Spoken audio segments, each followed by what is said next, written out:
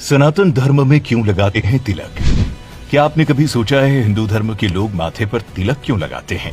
आखिर क्या है इसका महत्व? आपने कई बार लोगों के माथे पर तिलक लगाए देखा होगा, फिर चाहे वो स्त्री हो या पुरुष। बता दें, सनातन धर्म में ये तिलक आदिकाल से माथे पर लगाने की प्रथा चली आ रही है। हिंदू धर्म में ये भी माना जाता है कि बिना तिलक लगाए कोई भी पूजा पूरी नहीं होती है। धार्मिक मान्यताओं के मुताबिक माथे के एकदम बीच में भगवान विष्णु का निवास होता है। उसी जगह पर ही तिलक भी लगाया जाता है।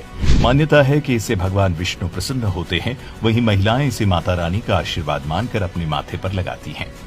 बता दें, इस जगह को त्रिवेणी का संगम भी कहा जाता है, क्योंकि यहाँ पर शरीर की 3 नाड़ियां एक साथ मिलती है।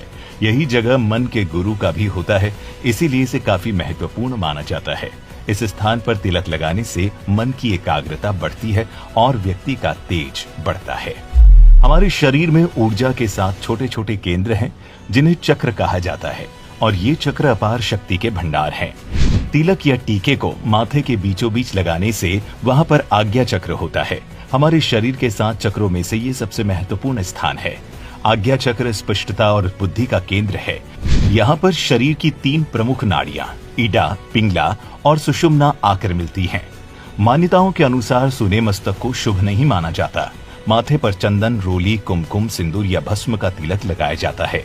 तिलक हिंदू संस्कृति में एक पहचान चिन्ह का काम करता है।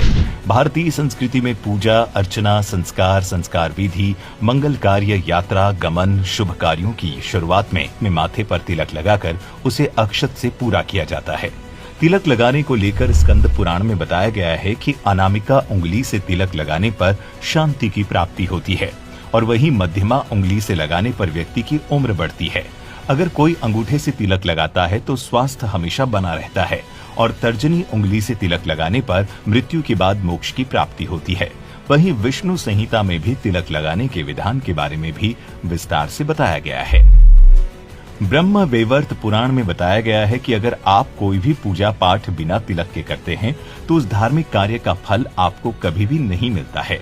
कहा जाता है कि चंदन का तिलक लगाने से पापों का नाश होता है, व्यक्ति संकटों से बचता है और उस पर माता लक्ष्मी की कृपा हमेशा बनी रहती है। चंदन का तिलक ताजगी लाता है। ऐसी भी मान्यता है कि चंदन का तिलक लगाने से सौभाग्य में बढ़ोतरी होती है। वहीं मानसिक शांति और ऊर्जा की प्राप्ति के लिए भी चंदन का तिलक लगाया जाता है। ऐसी भी मान्यता है कि तिलक लगाने से व्यक्ति के स्वभाव में भी सुधार आता है।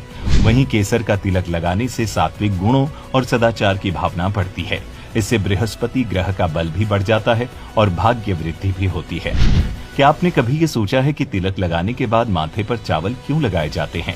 गौरतलब है कि पूजा के दौरान माथे पर कुमकुम का तिलक लगाते समय चावल के दाने भी जरूर लगाए जाते हैं। शास्त्रों की बात करें तो चावल को हविष्य यानी हवन में देवी देवताओं को चढ़ाने वाला शुद्ध अन्न माना जाता है। एक और मान्यता के अनुसार चावल का एक अन्य नाम अक्षत भी है। इसका अर्थ कभी क्षय ना होने वाला है या जिसका कभी नाश नहीं होता है। तभी तो हम हर खास मौके पर चावल जरूर बनाते हैं। दरअसल ऐसा माना जाता है कि कच्चे चावल व्यक्ति को सकारात्मक ऊर्जा प्रदान करते हैं। यही वजह है कि पूजा के दौरान केवल माथे पर तिलक लगाया जाता है, बल्कि पूजा विधि संपन्न करने के लिए भी चावलों का इस्तेमाल किया जाता है। आमतौर पर जब आप किसी को तिलक लगाए हुए देखते हैं तो आपके मन में एक सवाल उठता है कि आखिर तिलक लगाने से क्या फायदा मिलता है? कहीं इसे केवल दिखावे के लिए तो नहीं लगाया जाता है? तो हम आपको बता दें कि तिलक लगाने का अपना एक वैज्ञानिक कारण भी होता है। दरअसल तिलक या टीका लगाने से आध्यात्मिक भावना के साथ साथ दूसरों के लाभ की कामना भी है। आमतौर पर लोग कुमकुम, मिट्टी, हल्दी, भस्म और अक्षत का टीका लगाते हैं। कुमकुम का तिलक लगाने से आकर्षण बढ़ाकर स्फूर्ति वाला बनाता है। केसर का तिलक लगाने से मान सम्मान में वृद्धि होती है। चंदन का तिलक लगाने से शीतलता मिलती है। भस्म का तिलक लगाने से अचानक आने वाले संकटों से मुक्ति मिलती है। वहीं कुछ लोग अपने तिलक को दिखाना नहीं चाहते हैं तो वे जल से माथे पर तिलक लगाते हैं। पुरुष को हमेशा चंदन का तिलक लगाना चाहिए और स्त्री को हमेशा कुमकुम का तिलक लगाना चाहिए। अगर आपके मन में इससे जुड़ा कोई और भी प्रश्न है तो हमें नीचे कमेंट करके जरूर बताएं।